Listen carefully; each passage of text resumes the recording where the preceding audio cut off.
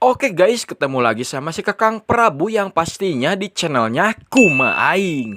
Apa kabar untuk kalian semua di sini? Saya tidak akan ada bosannya untuk mendoakan kalian semoga diberikan kesehatan, rezeki segede gunung, tanah 100 hektar. Di video kali ini si Kakang Prabu akan ngebahas alur film yang memiliki cerita yang cukup menarik nih guys. Dimana wajah dari gadis cantik asal Jepang ini tiba-tiba saja berubah menjadi seperti boneka yang tersenyum lebar. Entah apa yang membuat dirinya menjadi seperti itu. Ya udah, daripada lobat teuing ngaler ngidul, mending langsung kita joget-joget dulu guys.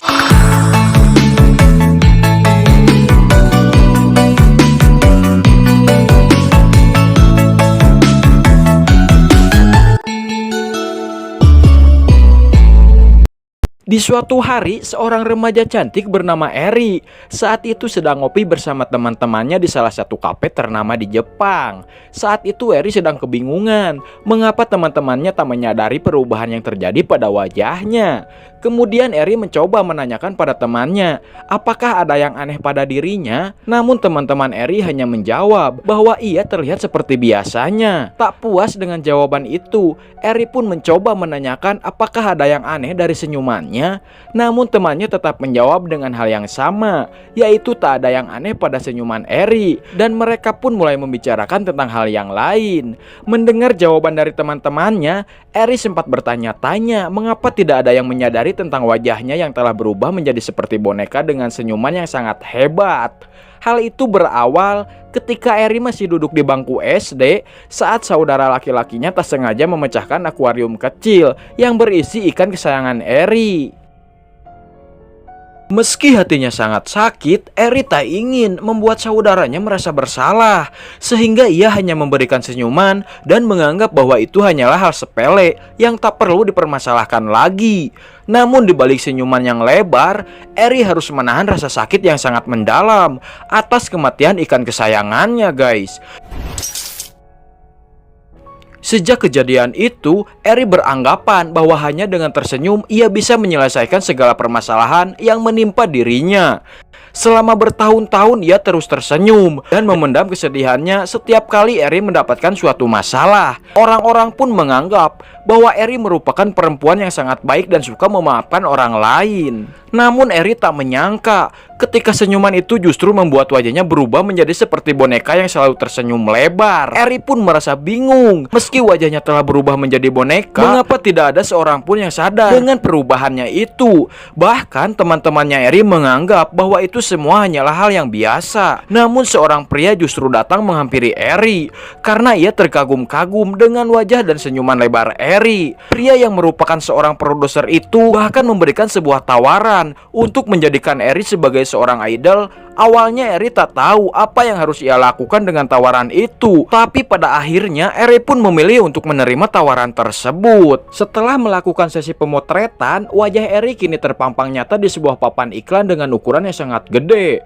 Eri pun mulai melakukan debut pertamanya dengan single yang berjudul Smile. Tak butuh waktu lama, kepopuleran Eri menyebar dengan sangat cepat di berbagai media sosial. Potongan rambut dan senyuman lebar Eri kini menjadi tren baru di kalangan para remaja. Bahkan perusahaan-perusahaan besar pun mulai membuat sebuah alat agar orang-orang bisa menirukan senyuman unik yang dimiliki oleh Eri.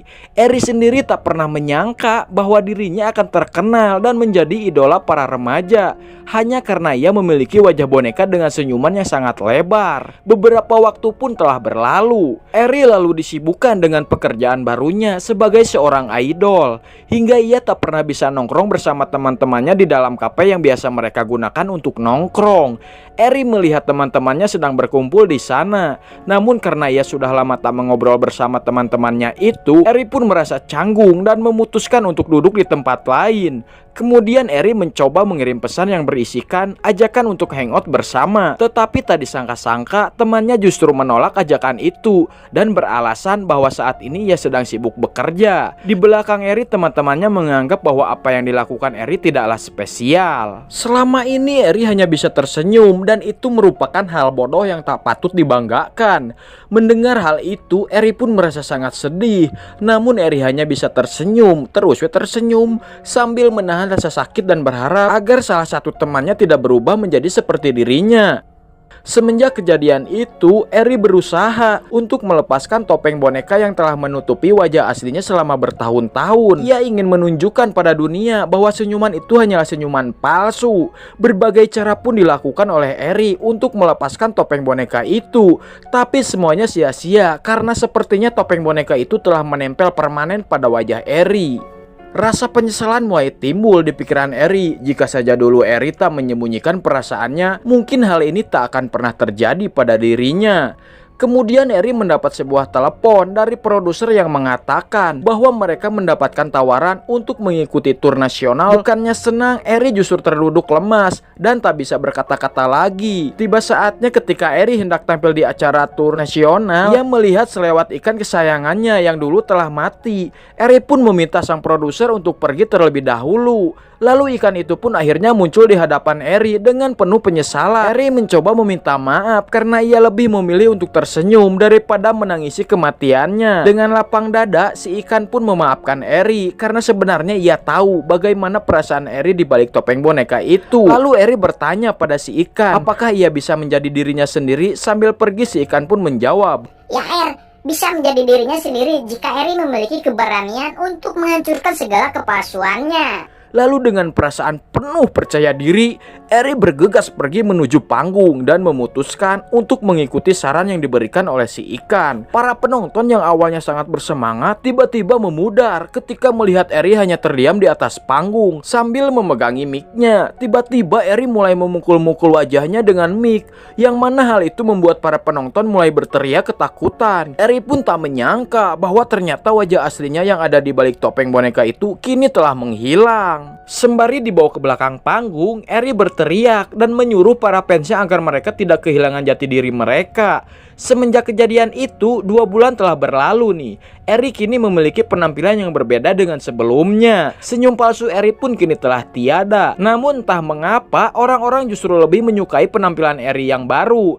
Bahkan si produser memuji-muji bahwa tindakan yang dilakukan oleh Eri sebelumnya merupakan tindakan yang sangat jenius. Kini Eri dengan penampilan barunya akan membawakan sebuah single terbaru dengan judul Jayanti. Anu sok dilagukeun ku Ade Astrid teh geuning. Dan film pun tamat. Nah, menurut kalian gimana nih guys? Mungkin pesan-pesan yang dapat saya simpulkan dari film pendek ini, cobalah untuk selalu jujur terhadap diri kalian sendiri. Dan jangan pernah uniko alias usaha nipu kolot. Nah, mungkin hari ini cukup itu saja yang bisa saya ceritakan. Saya dari pusat mengatakan jangan lupa sare ulah peuting teuing. Bye-bye.